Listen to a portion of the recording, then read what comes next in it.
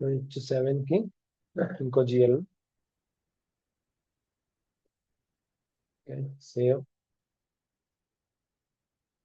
Next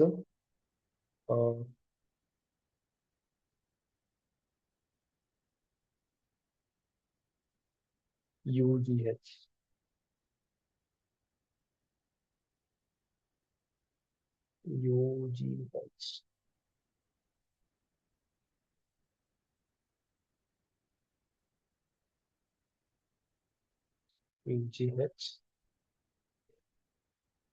posting కి save. Posting కి 4050 save. Accounts H8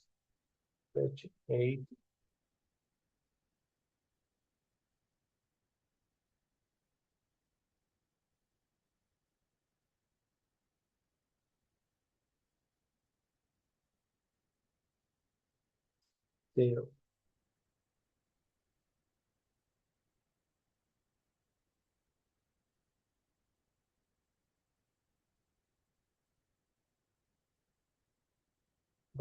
మనకు FPXP లో చూసుకుంటే IN H5 ఆల్రెడీ ఉంది కదండి.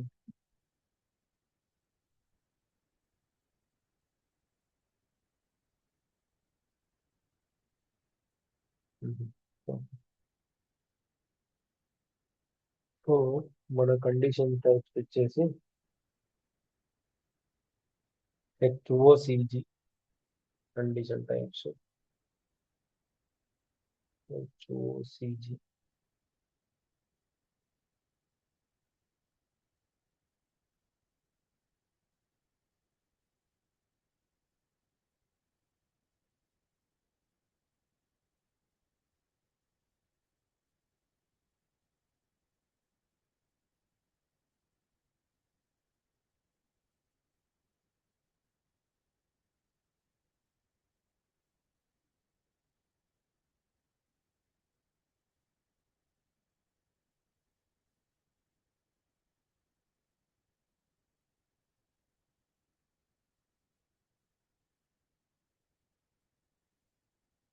రాలేదు మన కండిషన్ టైప్స్.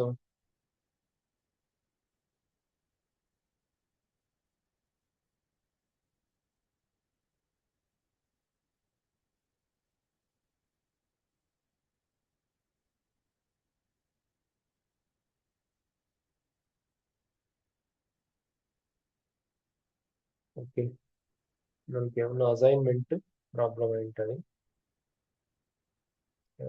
అసైన్మెంట్ చేద్దాం.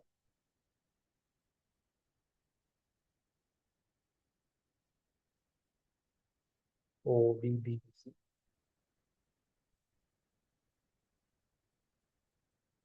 IN కి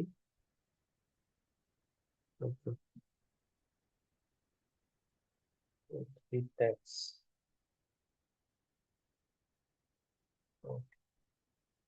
ఇప్పుడు కొంచెం FPXP okay IN H5 output tax GST output tax yes. So HPCG వచ్చింది. ఇక్కడ వచ్చేసి 6, ఇక్కడ వచ్చేసి 6.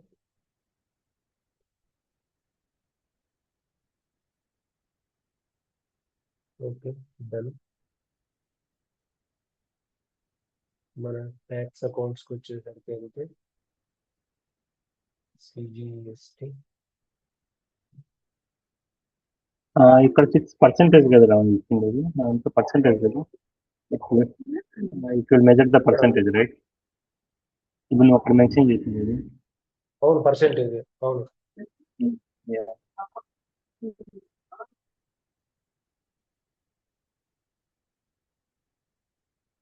ఎస్. ఇది పర్సెంటేజ్, ఈ పర్సెంటేజ్ కదా.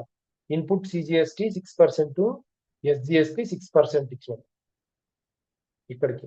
సో టోటల్ 12% అవుతుంది. సో 2 లైన్లకు వస్తుంది. ఇక్కడ మనం H5 ఇచ్చినాం ఒక ట్యాక్స్, 2 జిఎల్ అకౌంట్లు పిక్ చేయాలా. ఒకటి వచ్చేసి 6% సిజిఎస్టి, ఎస్జిఎస్టి 6%.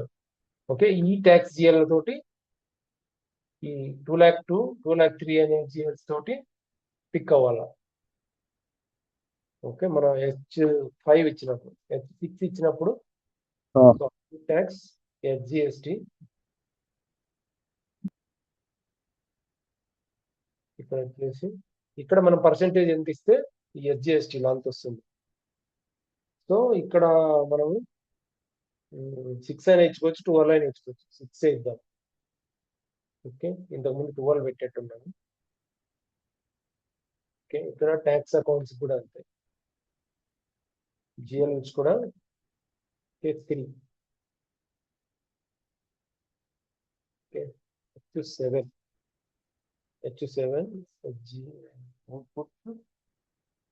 So IGST.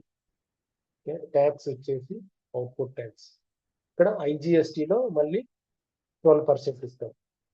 ఇక్కడ 12% ఇచ్చినాం కాబట్టి 12% ఇస్తాం.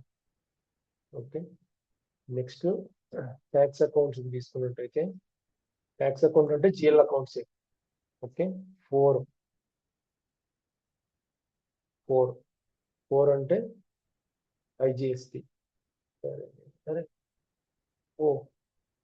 మనం యాక్చువల్గా ఇన్పుట్ జిఎల్స్ ఇచ్చినాం. 1 తోటి ఇవ్వాలి. ఓకే, 1 తోటి ఇవ్వాలి.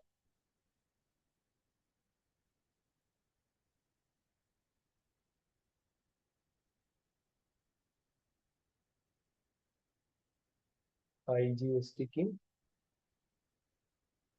4. ఇది జిఎల్ కరెక్ట్ చేయాల్సింది. నేను రాంగ్ జిఎల్ అసైన్ చేస్తా అంటే ఉన్నారు, అట్లే ఉన్నారు. అర్థమవుతుందో లేదో మీకు? H5 అర్థమవుతుంది.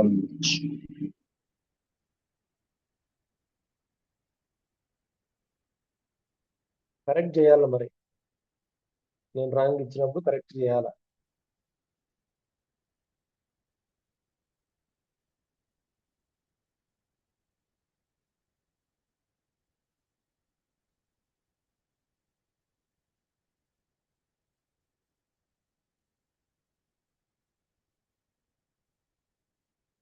సో H5 అయిపోయింది, H6, H7 అయిపోయింది. ఓకే, నెక్స్ట్ H8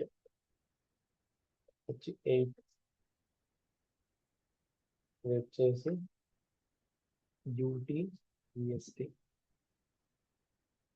యూటీజిఎస్టి 9% అనుకున్నాం. ఓకే, 9. ట్యాక్స్ అకౌంట్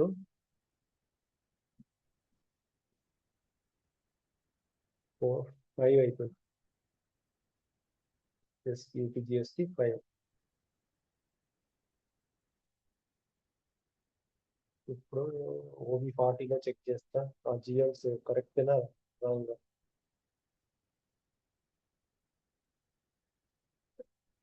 ఏంటి సిజిహెచ్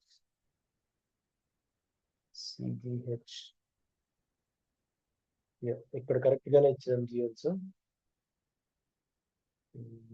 నెక్స్ట్ ఎస్జిహెచ్.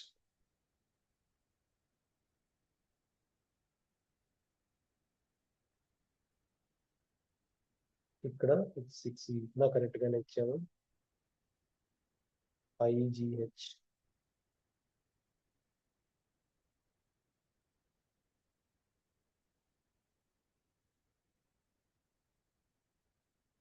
ఇక్కడ కరెక్ట్ గానే ఇచ్చాము. యూజిహెచ్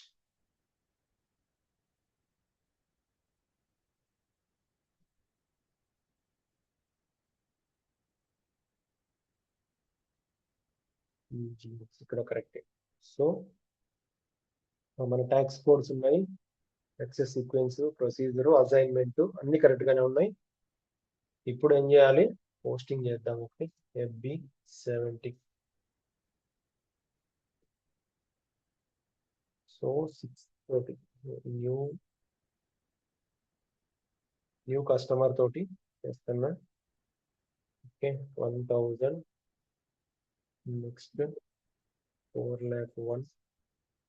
ఓకే, 1000 రూపీస్. ఓకే, ట్యాక్స్ వచ్చేసి H5 ఇస్తా ఫస్ట్.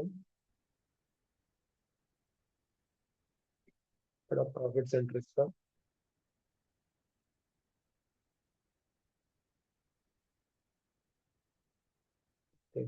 నిన్నటి తీపి రిజాల్వ్ కాకుండా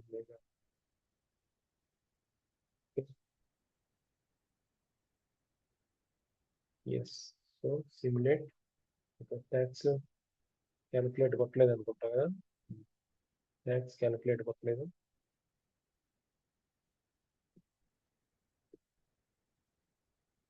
calculate tax.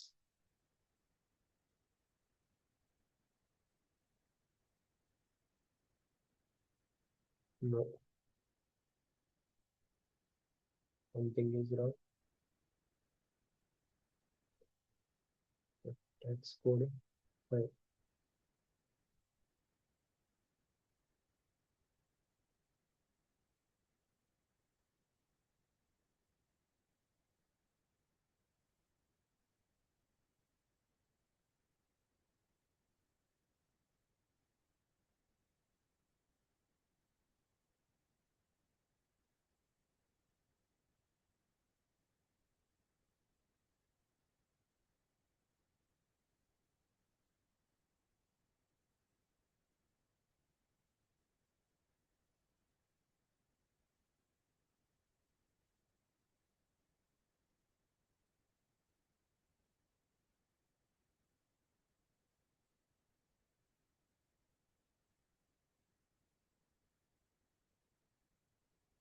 Account is non-tax 11. Tax code will be ignored. Why? Account is non-tax 11. Okay. So ఈ account.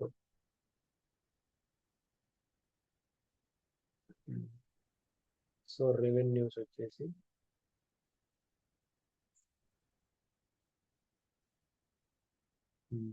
Tax category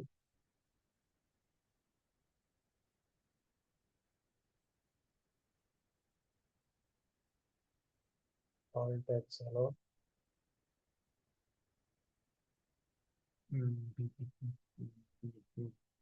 okay,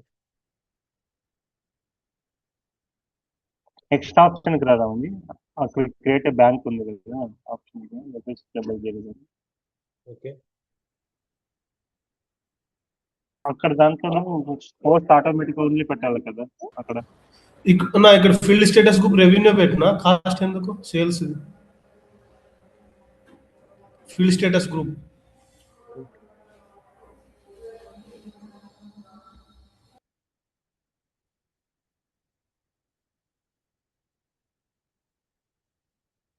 revenue accounts కదా.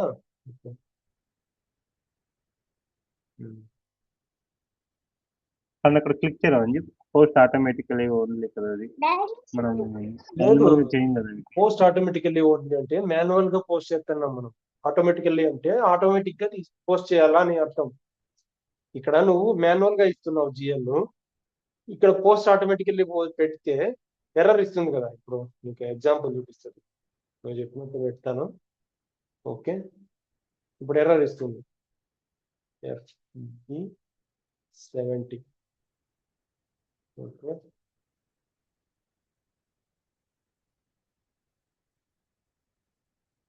ఇప్పుడు ఆ జిఎల్ ఇస్తే అది పోస్ట్ ఆటోమేటికల్లీ ఓన్లీ అని పెట్టినప్పుడు నువ్వు ఇది ఇచ్చినా కూడా ఎర్రర్ చూపిస్తుంది. GL account cannot be posted internally in company code. ఎందుకు? ఇక్కడ పోస్ట్ ఆటోమేటికల్లీ ఓటు పెడితే ఆటోమేటిక్ గానే పోస్ట్ అవుతుంది. ఈజిఎల్స్ కాదు నువ్వు చెప్పాల్సింది, ఈ అవుట్పుట్ ఉన్నాయే ట్యాక్స్ జిఎల్స్ ఈజిఎల్స్ కి ఈ ఆప్షన్ చెప్పాలా. అదే నేను వాటికే చెప్తున్నది యాక్చువల్ గా, వీటికి కాదు అని చెప్పేది. సేల్స్ కి రెవెన్యూ అకౌంట్ పెట్టకూడదు. సో దీనిలోకి నేను ఆటోమేటిక్ ట్యాక్స్ గా ఉంది ఆల్రెడీ. చేయాలనుకున్నా. ఇది ఆటోమేటిక్ ఉంది ఆల్రెడీ. ఓకే రండి. Yeah, okay okay. FB 70.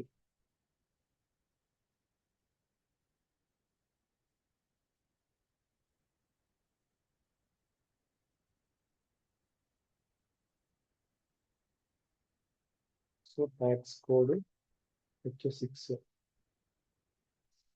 Requires account assignment అంటే ప్రాఫిట్ సెంటర్ ఇవ్వ కావాలి. ఓకే,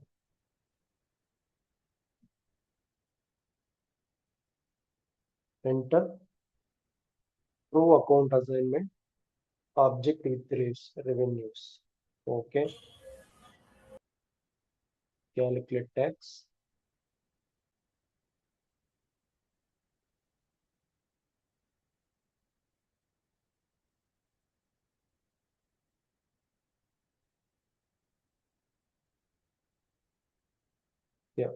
సో 1000 కి 6% అంటే 60 రూపీస్.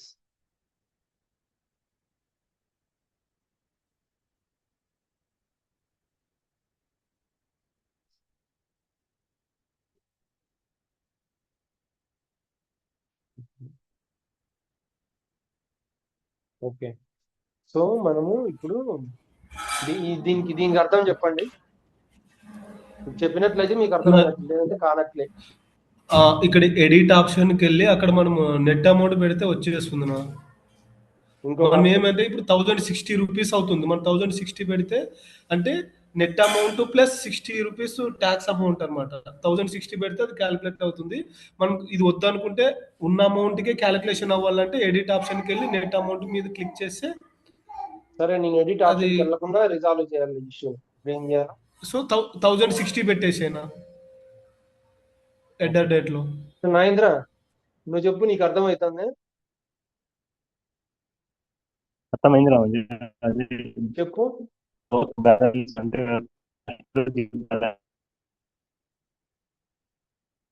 సరే, నేను ఇప్పుడు ఎట్లా రిజాల్వ్ చేయాలి ఈ ఇష్యూ? ట్యాక్స్ అమౌంట్ వెయిట్ చేయి. యాడ్ అవుతుంది. ఏంటి? సేమ్ అదే చెప్పినట్లు 1060 పెట్టాలి, ఎందుకంటే అది ట్యాక్స్ తీసుకుంటుంది. ఇక్కడ 1060.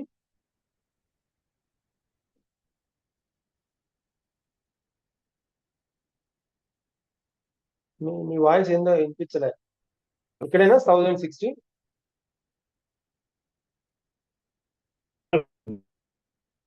ఓ మహేంద్ర, నీ వాయిస్ వినిపించలేదు.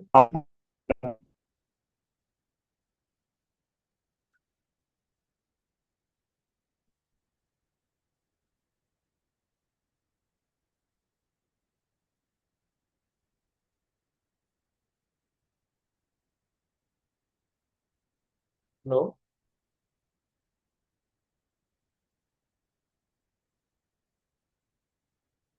1060 ఇక్కడ కాదు, మనం ఇక్కడ 1000 ఎంటర్ చేస్తాం. ఓకే, ఇప్పుడు చెప్తా ఉంది ఏ ట్రూ అకౌంట్ అసైన్మెంట్. ఓకే, ఇది వేరే. ఇక్కడ వచ్చేసి నార్మల్ గా రిమూవ్ చేయాలి అమౌంట్, ఇక్కడ పెట్టకూడదు ఫస్ట్. ఓకే, ఇలాంటి కేసెస్ లో 1000 మీద ఎంత ట్యాక్స్ క్యాలిక్యులేట్ చేస్తాం. ఇప్పుడు వినిపిస్తుంది. Okay okay fine. సో నువ్వు ఇక్కడ అని చెప్తున్నావా 1060 పెట్టాల్సింది ఈ లైన్? కాదు, పైన ఆప్షన్ పైన అమౌంట్ కాలంలో అక్కడ ఈ అమౌంట్ కాలంలో 1060 పెట్టాలి, అప్పుడు కరెక్ట్ గా క్యాలిక్యులేట్ అవుతుంది. సో ఇది one of the way. So with including tax తో చేయాలనుకుంటే మనకి ఇంకొక ఆప్షన్ ఉంది. ఎడిటింగ్ ఆప్షన్కి వెళ్ళి అక్కడే calculate tax on net amount అనేది అన్సెలెక్ట్ చేసి బ్యాక్ వస్తే ఇక్కడ ఇంకోలా క్యాలిక్యులేట్ అవుతుంది. ఇప్పుడు రెండు పక్కల సేమ్ అమౌంట్ ఇవ్వచ్చు. ట్యాక్స్ ఆటోమేటిక్ గా సిస్టమే క్యాలిక్యులేట్ చేసుకుంటుంది సిమ్యులేట్ చేసినప్పుడు. సిమ్యులేట్ చేసినప్పుడు ట్యాక్స్ ఆటోమేటిక్ గా 56,000 మీద విత్ ట్యాక్స్ తోటి 943 వచ్చేసి సేల్స్ అకౌంట్, 56 వచ్చేసి ట్యాక్స్. ఈ రెండు కలిపితే 1000 రూపీస్.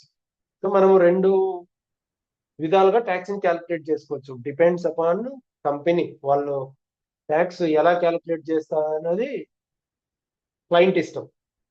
ఓకే, ఆ క్లయింట్ కి అందుకే యూజర్ యాక్సెస్ కి యూజర్ ఫ్రెండ్లీలోనే ఈ యాక్సెస్ పెట్టేసినారు. ఓకే, సేమ్ ఈ స్క్రీన్ లోనే ఈ యాక్సెస్ పెట్టేశారు. ఓకే, సేమ్ మళ్ళీ ఇంకొకసారి చేస్తే ఇక్కడ అమౌంట్ ఫస్ట్ ఎంటర్ చేసేది. Okay, 18 option. ఇప్పుడు calculate tax on net amount.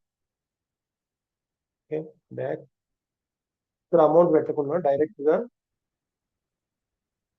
1000 నా డైరెక్ట్ స్టార్ పెట్టిన, ఒకసారి స్టార్ పెట్టి చూడనా నా లైన్ ఐటమ్ లో ఎట్ ద డేట్ అమౌంట్ 1000 పెట్టు. హెడర్ డేటాలో ఆడు కాదు కాదు కాదు ఆడ ఎడ్డర్ డేటాలో అమౌంట్ మెన్షన్ చేయి. ఇక్కడ అమౌంట్ మెన్షన్ చేసి ఇక్కడ స్టార్ పెట్టాలా? ఐటమ్ లో స్టార్ పెట్టు. ఇప్పుడు నువ్వు అక్కడ ఎడిట్ ఆప్షన్ లేదు, నెట్ అమౌంట్ క్లిక్ చేయనా? స్టార్ పెడితే అక్కడ ఉన్న అమౌంట్ ని కాపీ చేసుకుంటుంది అంతే. కాదు కాదు, ఇప్పుడు ఎడిట్ ఆప్షన్ చూడు ఏమొస్తుందో. ఎడిట్ ఆప్షన్ లో నెట్ అమౌంట్ అడ్జస్ట్ సెలెక్ట్ అయింది. సెలెక్ట్ చేసేది ఇందాక. ఓకే, ఇప్పుడు ఇప్పుడు సేమ్ చూడు ఎర్రర్ ఏమొస్తుంది. వస్తుంది. లేదు లేదు రాదు, ఇప్పుడు సేమ్ ఎందుకంటే ఎర్రర్ స్టార్ వస్తుంది. లేదు, చూడు స్టార్ పెట్టినా కూడా నీకు అది అదే జస్ట్ అమౌంట్ కాపీ, అది జస్ట్ కాపీ అవుతుంది అమౌంట్ అంతే. స్టార్ అంటే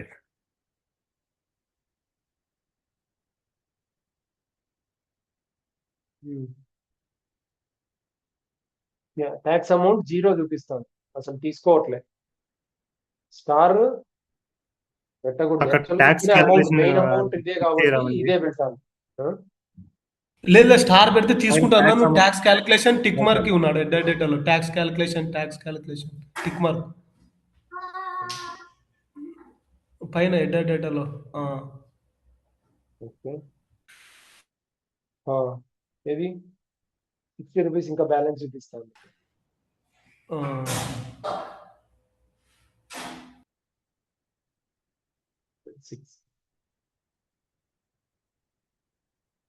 సో ఇక్కడ అది కరెక్ట్ కాదేమో.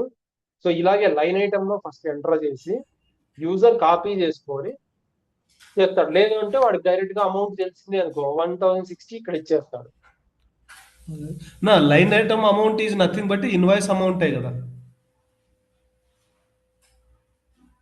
Invoice amount correct. అదే అదే ఇన్వాయిస్ అమౌంట్ 2 టైప్స్ ఉంటుంది ఇక్కడ, header data, line item data.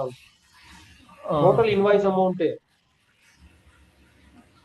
నువ్వు ఎలా క్యాలిక్యులేట్ ఇప్పుడు- చేస్తున్నావు అనేది ఇక్కడ డిసైడ్ చేయాలి మనం. Okay okay. ఇప్పుడు సపరేట్ గా అవుతుంది.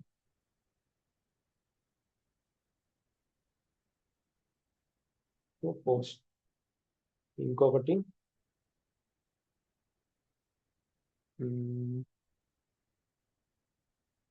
ఓకే, ఇక్కడ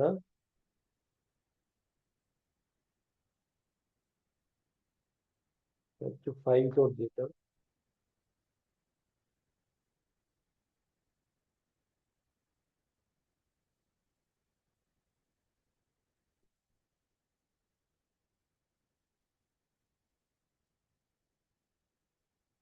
okay, yes.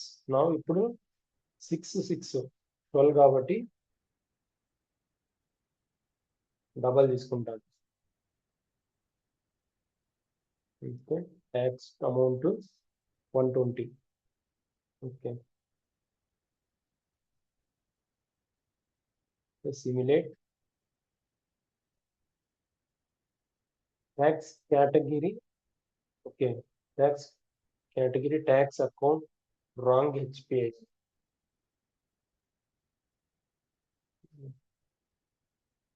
So output GST, ఇది GLs.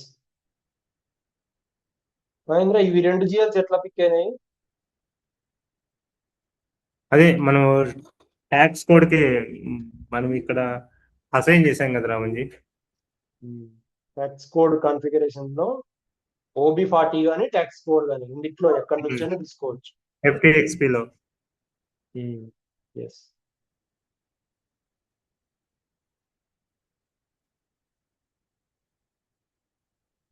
పోస్టెడ్. ఇంకోటి ఏమన్నా పోస్ట్ ఇద్దామా? ఇంకొక GL తోటి ఇక్కడ ఏం అమౌంట్ ఇవ్వలేదు.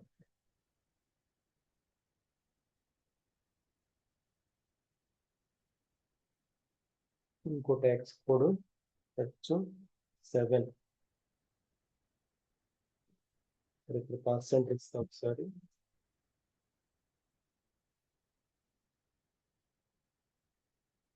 Okay, calculate tax amount. So 12% again 7 ఇచ్చాను. 8 ఇస్తాం. 8 యాక్చువల్లీ రాంజీ ఇక్కడ రెగ్యులర్ సినారియోలో వచ్చేసి ఇక్కడ కింది ఇవ్వరు అమౌంట్ అయినా ఇచ్చేస్తారు అది ఒకేసారి ఇంక్లూడింగ్ ట్యాక్స్ అమౌంట్ ఇస్తారు కస్టమర్ కి. ఫ్రమ్ ది ట్యాక్స్ అమౌంట్ మనకి ఇక్కడ డిడక్ట్ అవుతుంది. ఓకే, అంటే నువ్వు చెప్పే ఆప్షన్ నెట్ అమౌంట్ మీద కాకుండా విత్ ట్యాక్స్ తోటి అమౌంట్ ఎంటర్ చేస్తారు, అంతేనా? అయ్యా అంతే అంతే. ఇన్వాయిస్ కూడా అలాగే ఉంటుంది, ఇంక్లూడింగ్ ట్యాక్స్ తో ఉంటుంది. మనం ఇంక్లూడింగ్ ట్యాక్స్ అమౌంట్ వేస్తాం అక్కడ starting okay customer line item ఉంది కదా దాంట్లో. ఓకే, సో ఇక్కడ 1000 ఉంటుంది. కస్టమర్కి వచ్చేసి 1000, ఇక్కడ ట్యాక్స్ అమౌంట్ ఎంత అనేది పర్సెంటేజ్ బట్టి క్యాలిక్యులేట్ చేసుకుంటుంది. సో మన ఆప్షన్ వచ్చేసి ఫైనల్ గా ఈ ఆప్షన్ ఎడిటింగ్ ఆప్షన్. దీంట్లో ఇది సెలెక్ట్ అయి ఉండకూడదు ఆల్వేస్. సో నో అంతే ఈ ఆప్షన్ యూజ్ చేస్తారు. Okay yeah okay done. So ఇంకా ఇంకా ఏమైనా టెస్టింగ్స్ ఇక్కడ AR లో ఇంకా ఇది ట్యాక్సెస్ చేసాము.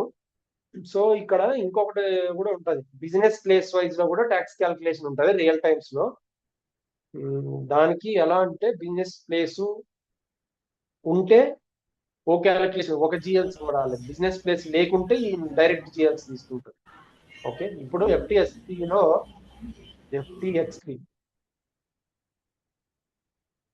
GLs మెయింటైన్ చేసినాం కదా.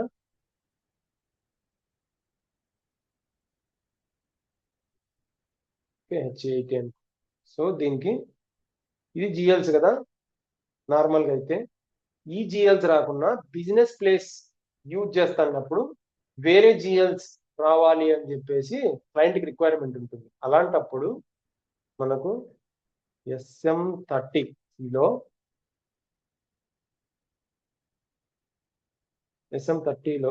V_J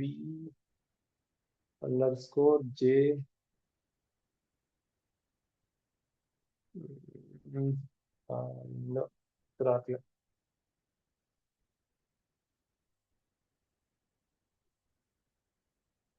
సో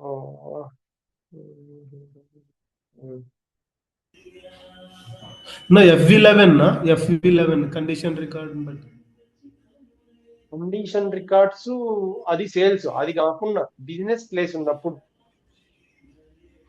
దాంట్లో కాంబినేషన్ బట్టి వస్తుంది కదా, tax code, business place, reason ఆడ కూడా డిఫైన్ చేసుకోవచ్చు. అది కాదు, ఇంకో టేబుల్ చూపిస్తాను. Okay, maintain tax GLs with SM30 table. 030 కాకుండా ఇది టేబుల్. ఓకే, ఈ టేబుల్లో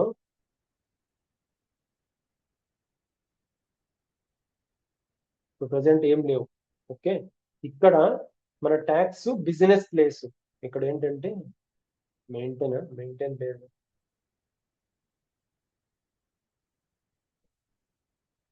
ఎడిట్. ఇక్కడ బిజినెస్ ప్లేస్ వైజ్ లో మనము ట్యాక్స్ కోడ్ కి సేమ్ ట్యాక్స్ కోడ్సే.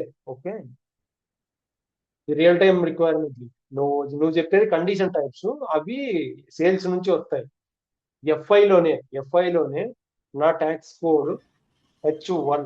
Okay, business place. నేను ఇన్ కేస్ నా ఎంట్రీలో బిజినెస్ ప్లేస్ ఉంటే, business place for example HP, ఒక బిజినెస్ ప్లేస్, మనం బిజినెస్ ప్లేస్ కాన్ఫిగరేషన్ చేయలేదు కాబట్టి ఓకే, చేసినాం అనుకో, ఇండియా కూడా కాదు, హెచ్పి హెచ్వైడి లేదంటే హెచ్వైడి బిజినెస్ ప్లేస్ అని ఉంటుంది. ఓకే, హెచ్వైడి బిజినెస్ ప్లేస్ కి ఇక్కడ జిఎల్స్ సపరేట్ గా మెయింటైన్ చేయొచ్చు. ఎఫ్టిఎక్స్పిలో కాకుండా ఎఫ్టిఎక్స్పి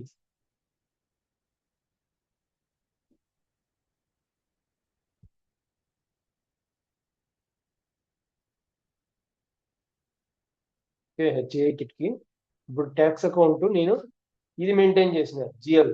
ఓకే, ఈ జిఎల్ కాకుండా ఇది నార్మల్ గా బిజినెస్ ప్లేస్ లేకుండా ఉన్నప్పుడు ఈ జిఎల్ తీసుకుంటుంది. ఓకే, ఇది డైరెక్ట్ జిఎస్టి. కస్టమర్ రిక్వైర్మెంట్ ఏంటంటే నాకు బిజినెస్ ప్లేస్ ఎంటర్ చేసినప్పుడు బిజినెస్ ప్లేస్ జిఎల్ మాత్రమే తీసుకోవాలి. ఈ బిజినెస్ ప్లేస్ జిఎల్ ఏంటంటే ఇంకొక మేబీ 100తో ఉంటుంది. ఓకే, ఇట్లాగా వాళ్ళు సపరేట్ జిఎల్ మెయింటైన్ చేసుకుంటారు as per business place. Tax code, only tax code without business place ఇస్తే నార్మల్ జిఎల్. ఓకే, ఈ జిఎల్ విత్ బిజినెస్ ప్లేస్ ఇస్తే ఈ జిఎల్ తీసుకోవాలి. ఇలాంటి రిక్వైర్మెంట్లు ఉన్నప్పుడు ఇక్కడ కాన్ఫిగరేషన్ చేయాలి. మనము బిజినెస్ ప్లేస్ ఎక్కడ ఎంటర్ చేస్తాము, ఎఫ్బి 70లో చేసినప్పుడు ఇక్కడ ట్యాక్స్ ఇదిగో ఈ బిజినెస్ ప్లేస్ అనేది ఇస్తే, ఫర్ ఎగ్జాంపుల్ హెచ్వైడి అనే బిజినెస్ ప్లేస్ ఇచ్చినాం మనకి ఇక్కడ, అంటే లేదు ఇప్పుడు మనం క్రియేట్ చేయలే, ఇచ్చామే అనుకో, జిఎల్ ఏంది రావాలంటే వాళ్ళకు ఈ జిఎల్ రావాలనే రిక్వైర్మెంట్ ఉంటుంది. ఓకే, అర్థమైందా? అప్పుడు గమనించి అక్కడ ఎఫ్టిఎక్స్ లో జిఎల్ కోడ్స్ మనం అసైన్ చేయకూడదు కదా అప్పుడు? లేదు, రెండు రిక్వైర్మెంట్ వర్క్ అవ్వాలి నాకు. ఇప్పుడు ఎఫ్టిఎక్స్లో ఇది ఇలా ఉంది. ఓకే, జిఎల్ ఇక్కడ మెయింటైన్ చేసిన ఒకటి, ఈ జిఎల్ ఎప్పుడు పిక్ అవ్వాలి అంటే నేను నా ఎప్పుడైతే యూజరు వితౌట్ బిజినెస్ ప్లేస్ ఇవ్వడు, డైరెక్ట్ గా మనం చేసిన ఇలా డైరెక్ట్ గా చేసేస్తే ఈ జిఎల్ పిక్ అవ్వాలి ఎఫ్టిఎక్స్పిలో. ఓకే, ఇప్పుడు యాజ్ పర్ అవర్ కాన్ఫిగరేషన్ ఇదే పిక్ అవుతుంది కదా మనం పోస్ట్ చేస్తే. ఇక్కడ వితౌట్ బిజినెస్ ప్లేస్ ఇస్తున్నాము, డైరెక్ట్ గా పిక్ అవుతుంది. బట్ ఇన్ కేస్ యూజరు ఇక్కడ వాళ్ళ రిక్వైర్మెంట్లు కొన్ని ఉంటాయి, ఓన్లీ బిజినెస్ ప్లేస్ వైజ్ లోనే హెచ్వైడి అనే బిజినెస్ ప్లేస్ ఎంటర్ చేస్తానే ట్యాక్స్ జిఎల్ క్యాలిక్యులేట్ చేస్తే ఎఫ్టిఎక్స్పిలో ఉన్న ట్యాక్స్ పిక్ కాకూడదు.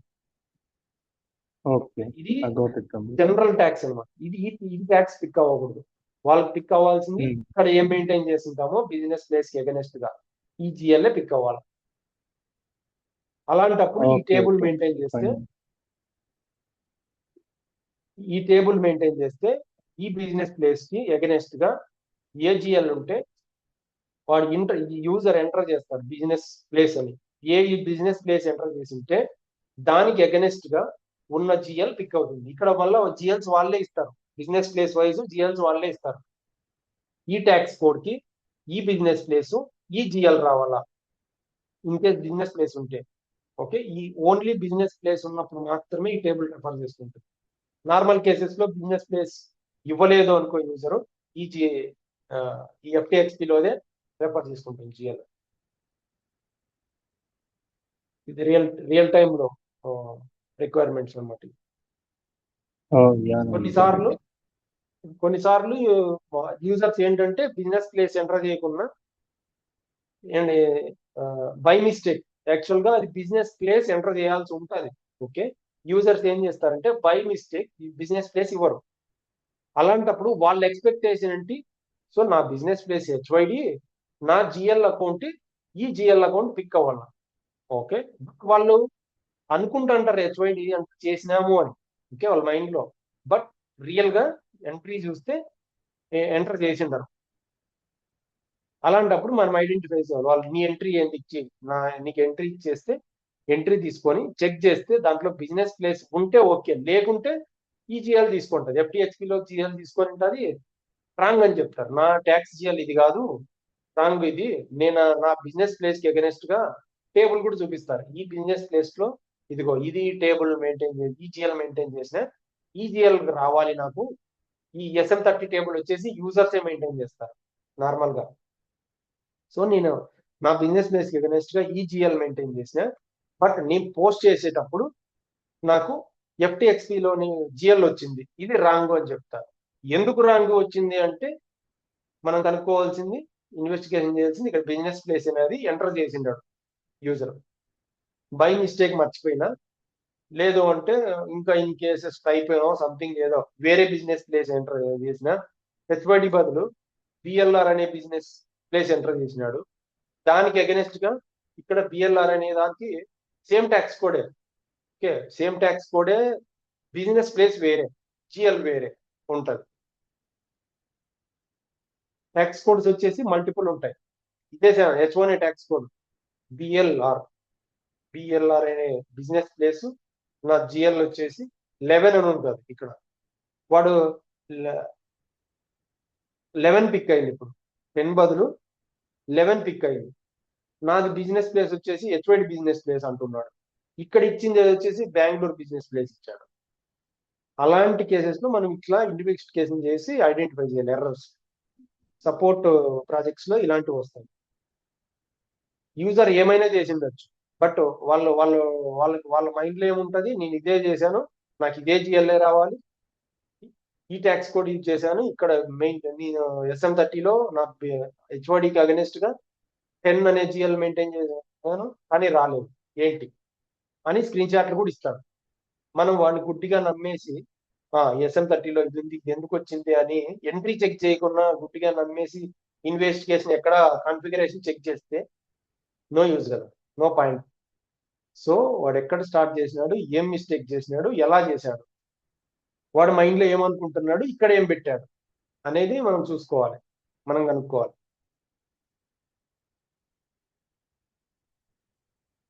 ఇలాంటి ఇష్యూస్